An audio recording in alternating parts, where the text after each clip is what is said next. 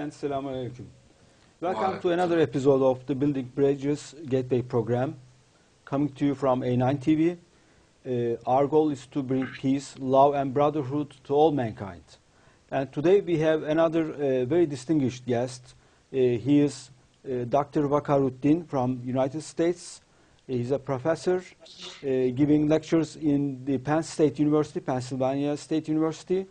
And he is the Director General of Arakan Rohingya Union, ARU, which was formed as a result of the resolution number 4-37 issued by the Council of Foreign Ministers session of Organization of Islamic Conference. And the ARU is recognized by the OIC as an independent organization representing the Rohingya people. Yes, he's a Rohingya living in the States, and he's representing the Rohingya people, and we'll have some questions to him. And the union, that Rohingya union, was formed to seek a political solution to the problems faced by the Rohingya people on the agreed principles of an advisable Arakan state within the territorial integrity of the Union of Burma, and seeking peaceful coexistence, democracy, and human rights, and federalism. And he is also the founder and chairman of the Burmese Rohingya Association of North America, that's called BRANA, founded in 2010 as a non-profit advocacy organization with a primary mission of working with the U.S. government, Canadian government, and various NGOs in legislation, policy formulation, and humanitarian support for issues facing the Rohingya ethnic minority in Burma and Rohingya residents in other countries. And this institution, again, is actively engaged with the United States Senate, House of Representatives, and the State Department to facilitate the legislative and other processes in Washington, D.C. for the welfare of Rohingya people in Burma and overseas. Yes, welcome again, Professor WakarUddin. How are you? I'm fine. Thank you very much. And we'll go on with the questions, and I can start. Our brother Gökalp will go on with the first question. Welcome to our program. We're honored to have you in our program, Mr. Wakar. As our first question, we would like to start with how you became an activist, and could you please tell us about the circumstances that lead you to a life as an activist? I became an activist about 6 years ago when the United States Senate Foreign Relations, people from Senate Foreign Relations contacted me about Burma. Probably they came to know that I live in the United States. And then I started working with Senate Foreign Relations in U.S. And then from there, they've connected me to a State Department and White House and U.S. House of Representatives and many NGOs. So then we formed, they advised, according to their advice, and we also got together and formed BRANA at that time, the Burmese Rohingya Association of North America. That's in about 5-6 years now, I believe in 2010, I believe 2009 or something, a few years back. And then, so we have been working with U.S. government on Rohingya issues. At that time, there were not a lot of violence. There were discriminations, ethnic cleansing, and human rights violations taking place in our kind of state. And then in 2011, OIC, as you mentioned, gentleman mentioned, the host mentioned that in OIC, they have with the leadership with the then Secretary General, Dr. Ekmalettin Hasanoglu, who is from Turkey. He took a lead, and under his patronage, he brought all the Rohingya leadership together globally and formed an umbrella organization named as Rohingya Federation, basically, named as ARU, Arakan Rohingya Union. Yes. And in that at the conference, we participated as BRANA among with other many Rohingya organizations. And then I was elected as Director General. So I assumed the role of Director General for ARU since then, while I am also still leading the BRANA, Burmese Rohingya Association of North America. So I have been actively engaged on behalf of ARU as well as BRANA with U.S. government, State Department, White House, U.S. Congress, United Nations, European Unions, and many other NGOs to advance the cause of Rohingya issue. Of course, since 2012, it became very violent in the state of Arakan. They have killed, radicals have killed many Muslims, and the issue has become very hot, and that this Western government, including Turkish government, alhamdulillah, I met with the foreign minister a number of times, have taken a strong role, active role, and trying to find a solution for the Rohingya people. And our hats off to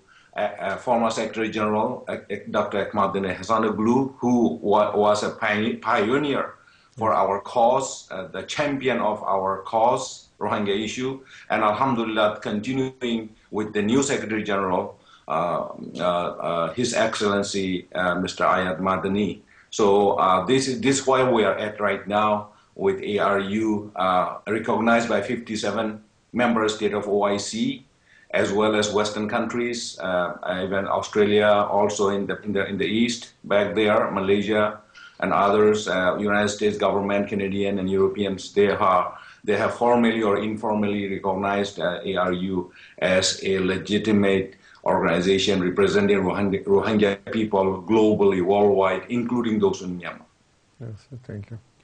It's very honorable what are you doing, and we are very honored to have you, Mr. Uddin. My next question would be, could you please give us a short summary what is happening in, what is going on in Myanmar, and what are the latest developments there? What are the recent news? What is currently happening in Myanmar is basically continuing the violence, continuation of the violence in our Arakan state, where all Rohingyas are concentrated. There are not a lot of problems in other part of the country where also there are Rohingya Muslims are living. But this indigenous population, they are citizen of Myanmar. They have been living in northern Arakan state originally throughout the Arakan state for many centuries.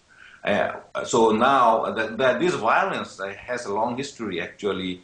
Although last 50 years under Newing government, then military government, the Rohingya people has been under ethnic cleansing, and by some definition, it also fits into genocide. If you look at the definition of genocide, some of the things fits into that category, but some experts argue that no, it's not genocide yet. Some say no, it is genocide. It fits this and this criteria in the issue. So the violence really started, and this last 50 years of ethnic cleansing violence true violence started in 2012, in June of 2012, where a group of Muslim pilgrims were murdered, killed by radical Buddhist mobs. That was a setup by these extremist elements within the government, as well as Rakhine Buddhist nationalist, racist nationalist leaders, and then radical monk Wirathu, Buddhist monk Wirathu. Currently, situation has not improved. The violence, killing of Muslims goes on waves. They will kill several people and then go into little silence for a few days, and then they started again somewhere else. So it has happened many parts of the Arakan state, and they will not continue on daily basis killing, but discrimination and ethnic cleansing and violations of human rights is taking place routinely on daily basis, but the killing goes on and off. So latest event was in Maungdaw South, a village named as Kilaidong. In Rohingya name is Kilaidong. WakarUddin is a Burmese name, but I will refer to that village as our own name because that's our village. So Rohingya name I will refer as to like. Yes. They have killed at least 39 people that we know. But although Burmese government is disputing that, government has announced that there's no killing took place. Of course, we understand why Burmese government is saying that. Burmese government is relying the report, NAPIDO, central government, is relying the report from their police force on the ground. If the police force says no, nobody was killed, no Rohingya was killed, government naturally will believe that because their forces are saying that, but they need to open their eyes and see that the truth. So at least 39 people were killed, gruesome murders. I cannot describe to you on the television here the details of how it was killed because the witnesses have come along. So this is unbelievable. The murders of people. 39 people were confirmed because the families came forward, said that look, my father is missing, my brother is missing, my sister is missing. So they came, but there are people, there are families that has, maybe there are families that has not come forward that they could not find their family members. Yes. So that you may have seen in the report that the killing took place very well planned because reportedly we are getting the report from the reliable sources that the police force has circled the village and well planned, nobody can go in, they cordon off. And they took 4, 5, 6 days took place because there was an allegation that the policeman was killed or was missing, but government never given the name of the policeman, announced the name of the policeman. They showed to foreign visitors the clothing of the police, and foreign visitors asked them, where's the picture of the police, where's the person, why they're showing us just the clothing? So with the allegation of the policeman was disappeared, he was missing, but that the reports from the villagers indicates that several, at least 39 people have been confirmed killed, but unfortunately government is not accepting that, they're denying that, and we understand. Again, we understand that government will speak on their behalf on the behalf of the police force. So our government is getting the report from police from the ground, so that's what they are taking. But they should have objectivity. They should look into this situation with objectivity. Yes. Also, we are watching the news in terror, and we are praying and working for Rohingya. Yes, inshallah. Yes, and everybody on earth, each Muslim, I believe, they pray for Myanmar people for all these killings to come to an end, inshallah. And Professor, you are the head of Rohingya Association of North America. Could you please tell us about your work in this organization and about the missions of the association? The brand is Burmese Rohingya Association North America is more of regional, not global. We are operating in issues dealing on Rohingya issues in North America, Canada, and United States, basically. We are more into legislation issues, legislative nature. Last year, I appeared, testified in the Canadian Parliament about the issues about Rohingya. So they can formulate their policies based on their Parliament hearing. So I appeared that. And we have right now, we are involved with United States Congress. We have been working on them, again, legislative issues mainly, but the other things are, some Rohingya immigrants are coming, helping them to resettle them, adjustment of their lives, issues, what their issues they are facing in transition when they come to this country as refugees. They need, so their settlement issues, things like that. We are helping them, but of course they are scattered all over the country, so some of them we don't know where they are. We are trying to find out where they are so we can help them settle their life in here. So adjust to this society and get their education, their well-being taken care of. That's the issue, but main issue is the working with the U.S. government, State Department. I work closely with Senator John Kerry's staff. and others in the State Department, the Burma desk in the State Department. And there are many, many people, over 20 people working on Rohingya issues. I've been working with Rohingya issues, Assistant Secretary of State, DAS, 3DS, Deputy Assistant Secretary of State, and other Burma desk officers. I'm working with them on a daily basis. Mm-hmm. I have a link with the U.S. Embassy in Rangoon, Yangon, and White House and National Security staff. I communicate with them. I work with them at their level. And right now we are very much engaged with U.S. Congress. U.S. Congress has tabled a resolution called 418 on Rohingya issue, asking for Rohingya rights, demanding Myanmar Burmese government the rights of Rohingya people, their safety, their security, their rights to live in peace, their citizenship, of course. So we are very active, but ARU is also part of that work we are doing. But it is two organizations got involved in this, ARU and BRANA, Burmese Rohingya Association, because ARU is global, and Burmese Rohingya Association has a constituency in this country because it's an American organization. So we have a say, we have the right to participate in this process as an American organization.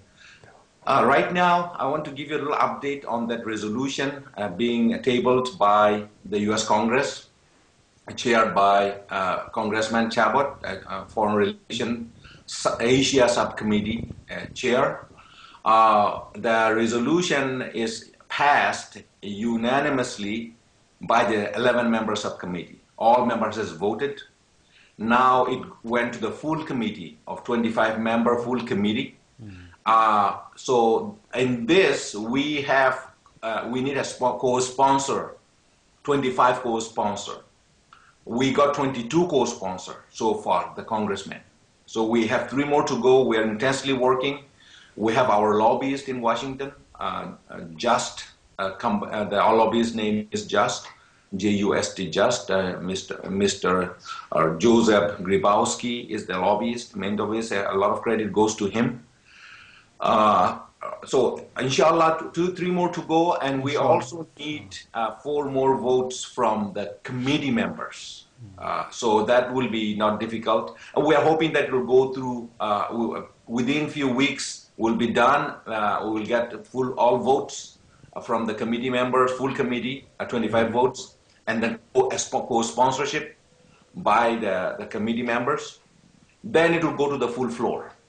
Inshallah. House floor, to become a law of this land on Rohingya issues. This is a landmark.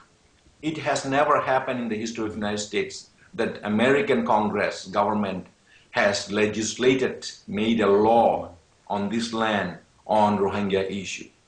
So inshallah, we will continue to go forward as BRANA as well as ARU. Mm-hmm. I want to include that ARU in this also is a mainly BRANA issue, American constitutional issue, because BRANA is a global organization that pretty much entire world has recognized and know them very well. It's because it is a global issue, is a global issue of humanity in crisis, of course, in Arakan state. And unfortunately, we could not convey all the messages, what's going on in Arakan state, because there's news blackout. Yeah. International news groups, international media groups, and others are not allowed to travel freely to go into crisis area. So news is not coming out. You will be stunned if your TV crew goes there to camps, IDP camps, and where the violence took place, where the murder took place. You will be stunned. But these news are not coming out. Yes. That's why it is very important for us that a news media outlet like yours are instrumental in delivering this story, true story, telling the world what is going on in Arakan state, inshallah. And also, I must say this got to stop. This massacre, these violations of human rights have got to stop. Ethnic cleansing got to stop. Only way I will believe that can be established through dialogue and negotiation and understanding. Yes. So we are hoping that Myanmar government will be becoming more active. To their credit, they have signaled, clear signal in the past that they are seriously interested in bringing this issue to the end. I don't know why it's not happening quickly, because maybe Myanmar government is not one person. There's many in there, right? So there are some reformers, true reformers. We believe there are some radicals, there are hardliners. So that's why I think there are some segment in the government, not entire government. Some people in the government is slowing down this process. Also, it's not didn't have willpower to solve this issue, so that's why it's been slow. But nonetheless, we are appealing to Myanmar government that this issue has to be resolved. There's no other way to resolving it. It has to be resolved through dialogue involving Myanmar government and moderate Rakhine leadership, Arakan Buddhist leadership, and Rohingya leadership internally, also from outside.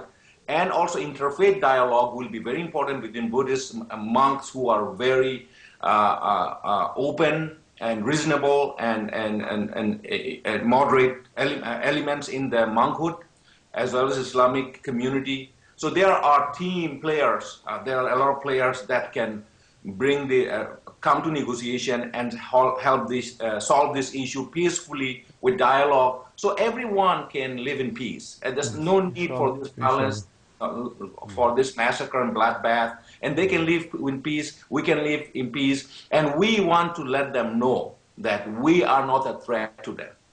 We respect their religion, we respect their identity, we respect their culture, and they need to do the same thing for us. They need to respect our identity, our religion, our culture, so we can coexist together. Yes, they have a ridiculous argument and fear that Islam is going to dominate Rakhine State, is become Islamization of Rakhine State. Their religion is being threatened. Their identity is being threatened. This is ridiculous argument. We have no interest in that. We just want to live in peace with them, side by side, so that we can respect each other and build the country. This is a democratic reform. We can help the country develop in this, and then during this democratic reform, and live peacefully. They will live in peace. We'll live in peace. So that's what we want to send the message to the government: that please come to the middle and facilitate the dialogue between us and Rakhine, and you be part of it, and then we can resolve the issue a step-by-step process if government has the willpower. So we have a faith in this government that they will be able to do it. They speed this up, and we know there are elements in the government that wanted to resolve these issues. So that's our request, our appeal to the government and the international community. They can come together with a concerted effort, like U.S. governments, OIC member states, European Union, and others can come together and work with Myanmar government and to solve this issue peacefully, so everybody can live in peace. Inshallah. Islam is a religion of peace. Islam is a religion of peace and love, and everybody will should learn with as NGOs like us and yours will be instrumental in this. Everybody will come to know that Islam is a religion of peace and love. Inshallah. And Professor, you also met Dr. Ekmeleddin Ihsanoğlu, who is the former General Secretary of Organization of Islamic Cooperation, which is the second largest intergovernmental organization after the UN. What do you think about his efforts in OIC for the Rohingya people, and do you think the new Secretary General, Mr. Iyad Madani, will continue serving the Rohingya cause and to work constantly on restoring their rights? You have two parts question. Let me answer the first part. His Excellency Dr. Ekmeleddin Ihsanoğlu, hats off to Secretary General. We salute Secretary General, and he made the history. What the initiative Dr. Ihsanoğlu has taken is historic. We believe that nobody else in OIC has taken this Rohingya issue so seriously, and bringing to the profile of Rohingya issue internationally. He has done that, and no one else done that before. And he will be remembered in the history of Rohingya, in the archive of Rohingya, as the champion of Rohingya, personally wanted to call him the father of Rohingya people. And he has brought this issue, inshallah, alhamdulillah. And if he is watching this show, I want to show him my respect on behalf of Rohingya people, and we pray for his healthy, long life, inshallah.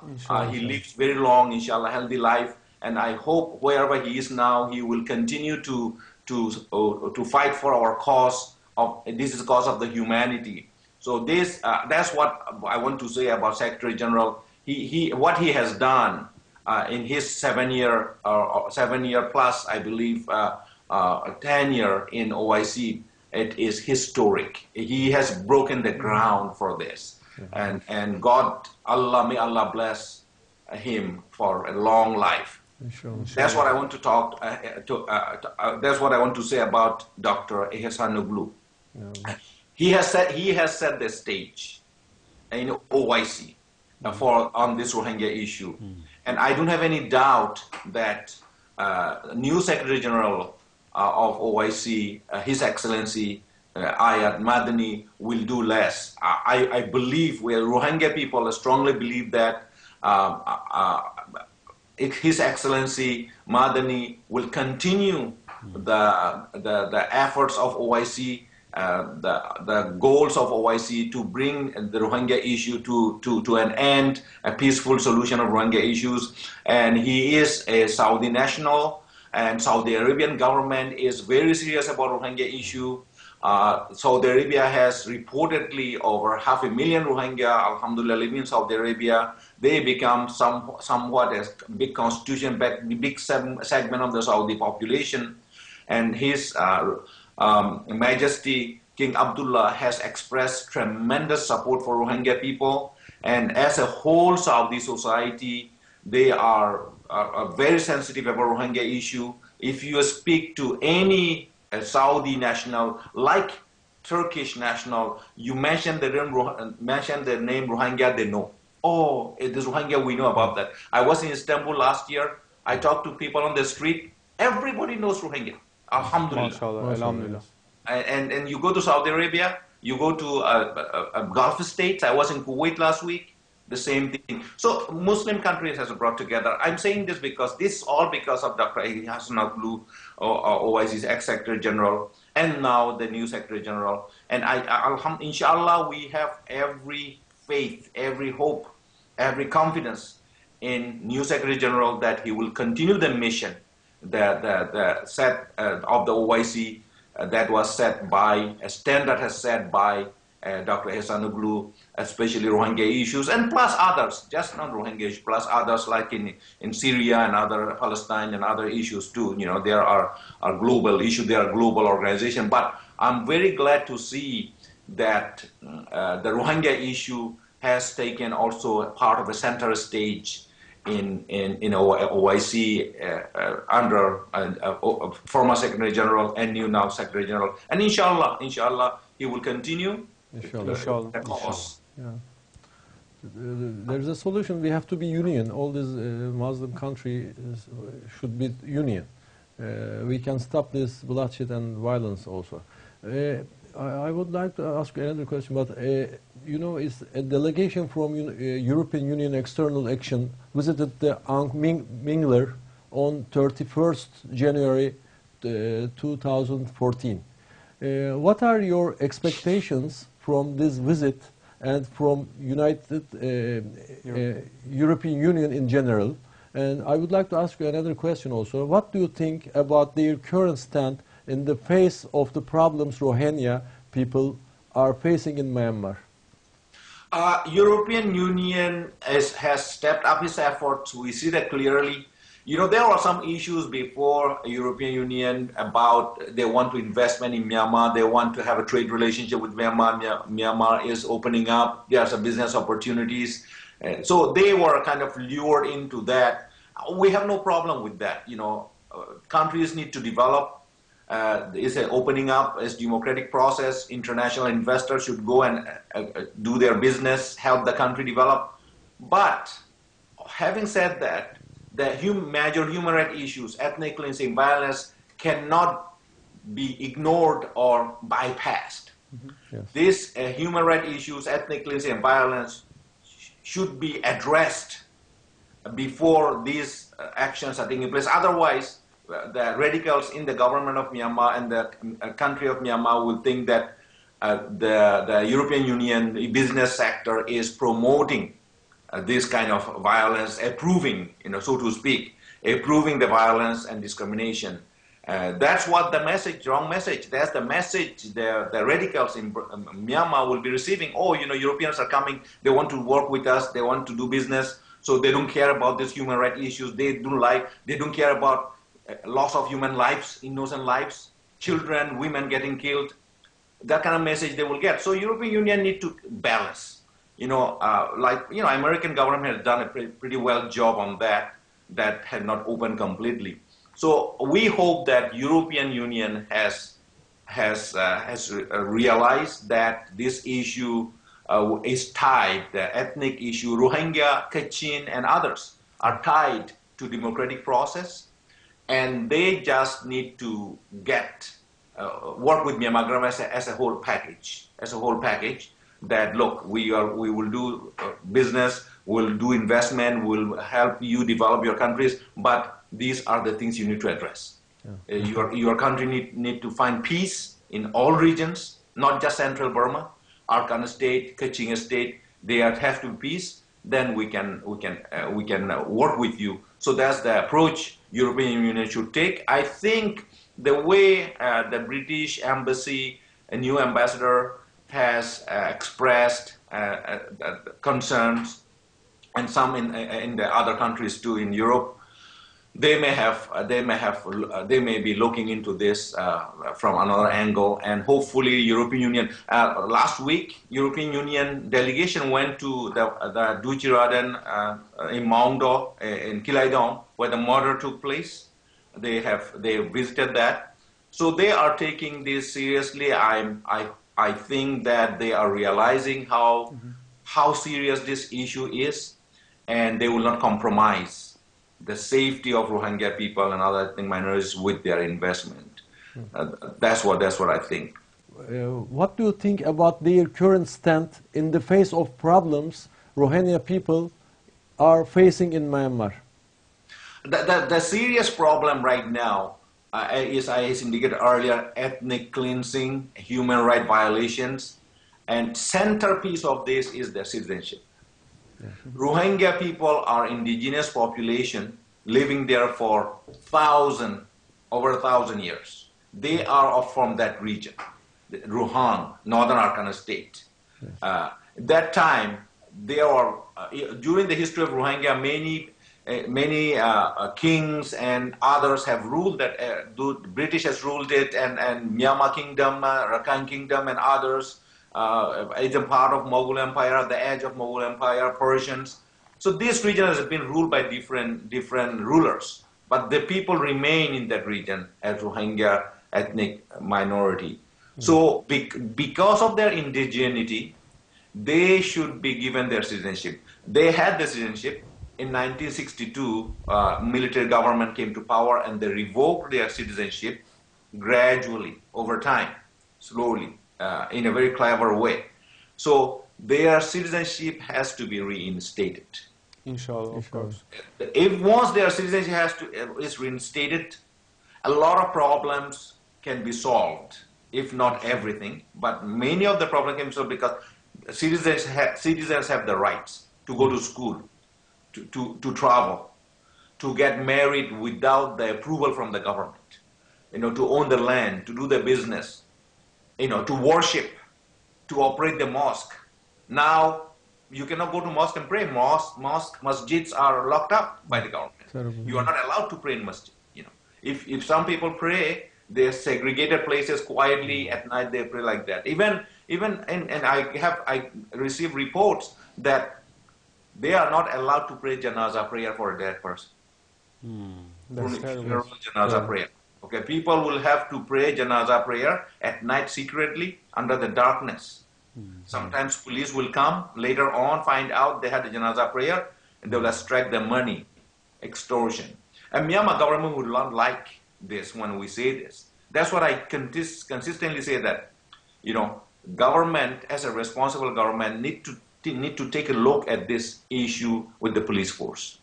I know this is their police force. Yes. They will be defending naturally by any logic. The government of Myanmar will like to defend their armed forces, their police forces. Otherwise, they do not defend their police force, they will be discrediting themselves. Mm-hmm. We understand that. But this is a country, territorial integrity, sovereign nation, rule of law. This country has law. The police force, everyone should respect the law. And if the government find that certain police officers, not the entire police force, maybe not, maybe certain police officers are violating the law, breaking the law, the government should take the action and correct that and address that issue so that the law of the land will be respected by every single one, either armed forces or the citizens. Yeah. Sure. That's what I want to stress. Yes. So going back to your question, citizenship issue will address. So what we are asking the Myanmar government that to facilitate the process, to get aggressive, to get active on addressing the citizenship issue. They are saying that they are going to do verification, they are going to do census, all that kind of things. That's fine. But the addressing the issue of citizenship issue of Rohingya should not be delayed. The longer it drags on, the more problem we are going to see. And these people are not going to go anywhere. These people are from that land. So they need to stay. And they will need to give them the citizenship. Yeah. So that is the current situation they are facing. And then if that's taking care of many issues, human rights violation issues and other things that Rohingya people are facing can be addressed, can correct itself through the right of a citizen. Yes, definitely. As you know, Britain's Foreign Office Minister Hugo Swire made a warning stating that the violence targeting Muslims and the escalating humanitarian situation in Rakhine State could gravely undermine Myanmar's reform process. And he also called for an investigation into tragic deaths this month in northern Rakhine and said other violent incidents targeting Muslims throughout the country raise a serious concern about the rule of law and the tolerance of their religion. So what do you think about such calls of and evaluations made by some foreign ministers and foreign politicians? Do you think that these would have an impact on the government's attitude in Myanmar to Rohingya? International community is speaking out. I believe you are referring to foreign ministers of other country or yes. United Nations. The foreign politicians and foreign ministers it seems that they are supporting Rohingya and they are calling for investigations. They are addressing the issue there. And what do you think about their evaluations and their calls are going to cause? Is it going to cause a betterment in the situation? It is absolutely, in my opinion, it will help tremendously. International community has to speak out, from the foreign government, international community. Of course, the foreign ministers, presidents, prime minister, representing the government need to speak out, asking, appealing, demanding Myanmar government that they are deeply concerned about the situation, and Myanmar government need to address this issue. The more we hear the foreign leaders, not only the prime ministers, ambassadors, and others, also United Nations Secretary General, various NGO, other NGO organizations like also OIC Secretary General, His Excellency Madani, and others speaking out in concerted effort, all together in a concerted effort, will take the message to Myanmar government, and Myanmar government will get the message if they want to be part of the global community. If Myanmar government and Myanmar society want to be part of the global community, they will need to maintain the standard of international law. how human rights should be respected by the country and by the society. So this effort by foreign ministers are tremendous help. We need more voices coming out from diplomatic angle, primarily that all 57 member states of OIC, European Union, North Americans, Australians, ASEAN countries. Of course, there are ASEAN countries. Everyone may not be on board. There may be some countries may favor Burma. That's fine. But international community can come together and demand Myanmar government on the basis of humanity. This is a humanity in crisis. We are not in a war. We are being a community, a ethnic minority, indigenous population in a state of their own is under a serious threat of extermination. Yes, you're right. They are under serious threat. Yes, you're right. So this is so serious that international community speaking out together in a concerted voice will be effective. And Myanmar government reasonably is responding to international community's demand. They are not doing all it overnight, but they are responding to a step-by-step process. And let me go back to what I've been saying repeatedly. Myanmar government needs to take care of this police issue. Police people, armed forces on the ground, they are becoming an issue. Myanmar government need to look into this with objectivity.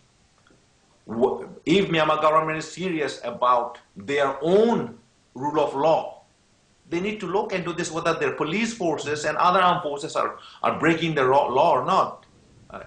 Rather than blindly saying that, no, we got the report from the ground that no one has been killed, only one policeman is missing. If they keep doing that, they will lose their credibility. Yeah. So this is my appeal to the Myanmar government that be objective and take a look at it, and then maybe you can solve the problem if you have the willpower. Yes. And Right. in your speech, you have talked about the census in this year. In 2014 census, ethnic groups under common code will be summarized together and then recorded out by providing some subcode to each group. What are your expectations from this census? Do you think it would give Rohingya a better opportunity to make themselves recognized as an ethnic group? Or, as you have said, is this going to give them their citizenship back? We have to wait and see how the Myanmar government move forward with this, with regard to giving Myanmar citizenship to Rohingya, returning the citizenship to Rohingya.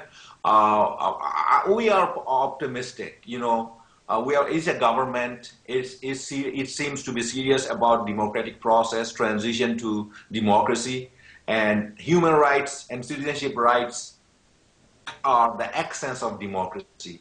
If they understand the essence of democracy, true values of democracy, human rights are the major component, a big piece of democracy, this transition. So I think they will hopefully they will address that.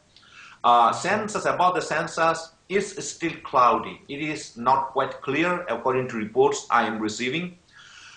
There are categories, 135 ethnic minorities recognized by Myanmar government, which Rohingya was not included. There's no code. There of the 135 ethnic minorities, there are code numbers for every one of them, of the 135. So Rohingya were not given in that list, and they didn't have an ethnic minority. And their reports have indicating that they are considering to do, if in the best case scenario, they are considering, they have been talk going, inside the government or outside the government. It's very unclear, but have used Rohingya in the other. There's a section called other, 900 or something, I think 970 or something, a code number that say other, O-T-H-E-R, other. So to put Rohingya in other section as a subcategory. Yeah. So we will see what's going to happen, but nonetheless, regardless of how they are going to put it, as long as Myanmar government acknowledge that these people are ethnic minority, These people are citizen of Myanmar. They are no different than Buddhist Rakhine. They are no different than Kachin or Kaying and others. Rohingya are one of the ethnic minorities, and they can put a number as minorities. We want the substance. We don't want any cosmetic designation or change, putting a number. It may not have any meaning to it, but there has to be substance into this of census that Rohingya will be included. And all Rohingya, there are estimated 1.3 to 1.5 million Rohingya still living in Arakan state. Every single Rohingya has the right to regain their citizenship. Not dividing them. Oh, this group will get it, this group will not get it. This group speaks Burmese, this group Burmese mainland Burmese language. This group is educated. This group can read Burmese language. Others cannot. Based on language, you cannot discriminate the people because they cannot speak mainland language because they have their own language, ethnic language as Rohingya, and a lot of people are in the villages. They never seen a school. They never were educated. So if you are not educated, you do go to school. You are ethnic minority. You will not be speaking Burmese language. Look at the Kaying. I have met Kaying from Thailand border. Came to United States here. I met with them. They cannot speak a single word of Burmese, but they are citizens. Some Chin, some other ethnic minorities, they are in the same boat. You are not educated. You did not go to school. You have your own language, ethnic language. You are in a minority area. You will not be able to speak the language or read the language. That should not disqualify a person from being a citizen. I want that message to send out to international community clearly. A proficiency of a language, either speaking or reading, should not be a criteria for a citizen ethnic minority to be a citizen or not. Yes. Yeah. Professor, we came to an end of our show today. Thank you very much for your kind attendance from US. May Allah bless all your efforts, and may Allah form an Islamic Union as soon as possible, so no one will be able to hurt any Muslim on earth anymore. I mean, no one will be so brave to hurt any Muslim. Inshallah. Thank you very much. Thank you very much for having me on your program. Yes. Inshallah, we are very honored. It's our honor to have you again. We had a great interview with Mr. Professor WakarUddin from US, and on behalf of everyone here in Istanbul, we would like to say good night. Good night. Good night. Selamun aleyküm. Selamun aleyküm. Selamun aleyküm. Aleyküm.